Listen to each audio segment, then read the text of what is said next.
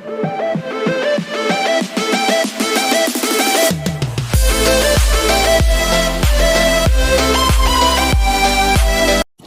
Friends, welcome to create workers. ఏదైతే నేను మీకు హోండా యాక్టివా 5G నుంచి స్టార్టింగ్ యాక్టివా నుంచి 5G వరకు మనకి హెడర్ లీకేజ్ అయితే చాలా వరకు వస్తున్నాయి వెహికల్స్ అన్నిటికీ కూడా.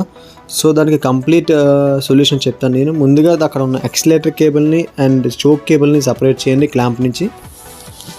ఎందువల్ల సపరేట్ చేయాలన్నట్లయితే దానికి అక్కడ ఆయిల్ క్లీనింగ్ చేసినప్పుడు మనకి ఇబ్బంది ఉంటుంది, అట్ ద సేమ్ టైం వాటిపైన కూడా పడకుండా ఉండేందుకు. అండ్ క్లీనింగ్ పర్పస్కి అయితే నేను డీజిల్ అండ్ పెట్రోల్ని అయితే యూస్ చేస్తున్నాను. కొంచెం ఎర్లీగా క్లీనింగ్ అవుతుంది అండ్ నీట్గా అవుతుంది. అండ్ బ్రష్ కూడా యూస్ చేయండి, మీకు చేతికి అనుకోకుండా పని అయిపోతుంది. అండ్ ఇంకేస్ మీకు ఈ పర్టికులర్ డీజిల్ పెట్రోల్ కానీ లేకపోతే మామూలుగా మీరు ఏదైతే అవైలబుల్ ఉంటుందో దాంతో క్లీన్ చేయవచ్చు. అండ్ క్లీనింగ్ కూడా మీకు బ్రష్ యూస్ చేయండి, కొంచెం ఎర్లీగా నీట్గా క్లీన్ అవుతుంది. అండ్ హెడ్కి వచ్చిన ఒక ఎయిర్ ఫిల్టర్ నుంచి పైప్ వస్తుంది కదా, ఆ పైప్ ఇంకో తప్పించండి. A few moments later. Okay, చూస్తున్నారు కదా అక్కడైతే కంప్లీట్ క్లీనింగ్ అయితే అయిపోయింది. ఈ విధంగా క్లీన్ చేస్తే చాలండి, ఎక్కువైతే అక్కర్లేదు. సో క్లీనింగ్ అయిన తర్వాత మీకు అక్కడ 10mm బౌల్స్ అయితే ఉన్నాయి కదా ఆపోజిట్లో, అది రెండు కూడా ఒక స్టీల్ బిట్ ఓపెన్ చేయండి. నార్మల్ రెంచ్తో కానీ అరిగిపోయిన రెంచ్తో యూస్ చేయవద్దు, బికాజ్ స్లిప్ అయితే చాలా ఇబ్బంది పడాలి ఓపెన్ చేయడానికి.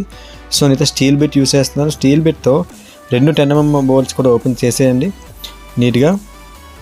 ఓపెన్ చేసినట్టు కూడా జాగ్రత్త అండి, మొత్తం అల్యూమినియం ఫిట్టింగ్ కదా, ఇప్పుడు మీద ఏదైతే కప్పుకు అది కూడా అల్యూమినియమే. అండ్ దాన్ని ఇన్నర్ బిగించే థ్రెడ్ కూడా అల్యూమినియం వస్తుంది. సో జాగ్రత్తగా బిగించి ఇప్పేసి ఆ కప్ తీసేయండి.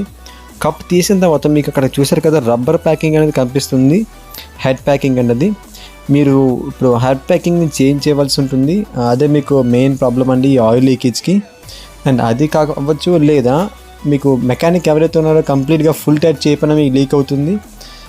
రెండు కారణాలు అవుతాయి. సో నేనైతే హెడ్ ప్యాక్ని కంప్లీట్గా తీసేసి కొత్తదైతే వేస్తున్నాను నేను, ఇదైతే పాడైపోయింది.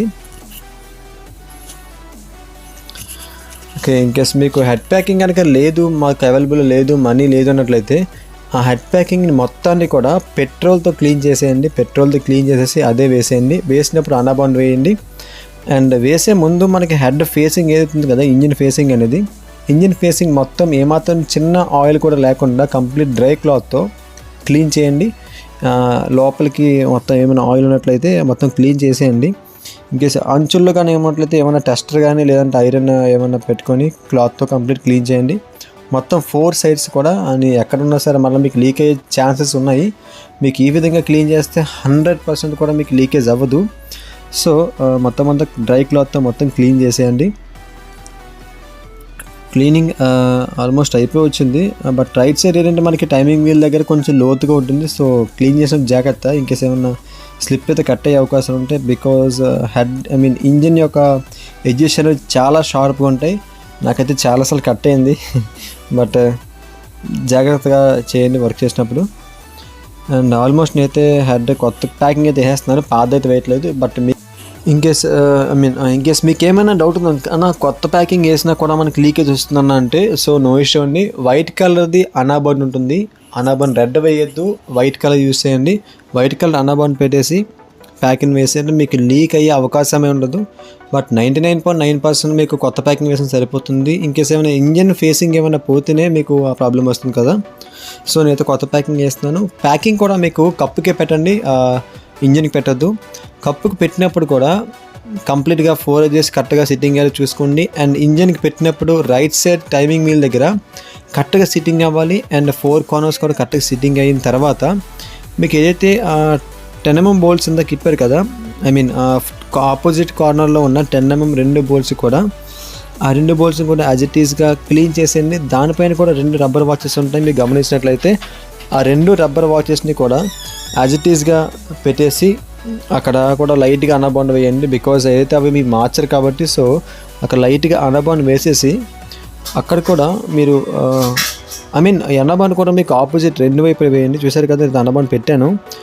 ఫస్ట్ పైన వేయండి, ఎందుకంటే పైన కరెక్ట్ ఫిట్టింగ్ అయిన తర్వాత కింద కూడా యాజ్ ఇట్ ఈస్గా మీరు బౌల్ ఫిట్ చేసేయండి. ఓకే, అది కూడా మీరు ఫుల్ టైట్ అయితే చేయొద్దు. 2 బోల్ట్స్ కరిపించిన తర్వాత 2 నార్మల్ టైట్ చేయండి, ఆ తర్వాత ఫుల్ టైట్ చేయండి. మీరు ఎంత టైట్ చేస్తారో మీకు అర్థమైపోతుంది ఫుల్ టైట్ అవుతుందా లేదా నార్మల్ టైట్ అవుతుందని చెప్పేసి. కొన్ని పార్ట్స్ దగ్గర, ఇంజిన్ పార్ట్స్ దగ్గర మిషన్ అయితే యూస్ చేయొద్దు, బై హ్యాండ్ మీరు ఆ బోల్ట్స్ని టైట్ చేయండి. ఓకే, నేనైతే మామూలుగా ఫుల్ టైట్ చేయలేదు, నార్మల్ టైట్ చేస్తున్నాను, సరిపోయింది లేదని చెప్పేసి. ఫుల్ టైట్ చేసే ముందు కూడా ఒకసారి 4 కార్నర్స్ చెక్ చేసుకోండి. నేనైతే ముందుగా చెక్ చేసేసుకున్నాను, సో నో ఇష్యూ, మళ్ళీ చెక్ చేయట్లేదు.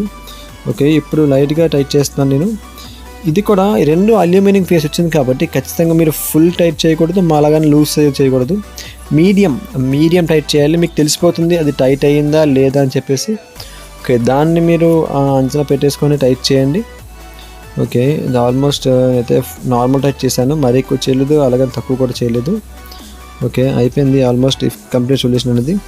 అండ్ క్లాత్ తీసుకొని మీకు అన్నబాన్ పెట్టినట్లయితే మీకు రైట్ సైడ్, ఏదైతే అక్కడ చూసారు కదా కార్నర్స్, మీకు 4 కార్నర్స్గా చూడండి. నేను అన్నబాన్ పెట్టకపోతే నో ఇష్యూ. ఆ తర్వాత మీరు ఏదైతే పైప్ని డిటెక్ట్ చేశారో ఎయిర్ ఫిల్టర్ పైప్ని అండ్ దెన్ యాక్సిలరేటర్ చోక్ కేబుల్ని యాజ్ ఇట్ ఈస్గా పాత మార్కింగ్ ఎలాగొందో ఆ విధంగా పెట్టేయండి. క్లాంపింగ్లో మీకు ఎటువంటి ఇష్యూ ఉండదు. సో ఇది ఫ్రెండ్స్, చూసారు కదా మనకి ఈ హెడ్ పైన ఉన్న కంప్లీట్ లీకేజ్కి 100% మీకు ప్రాబ్లమ్ సాల్వ్ అవుతుంది.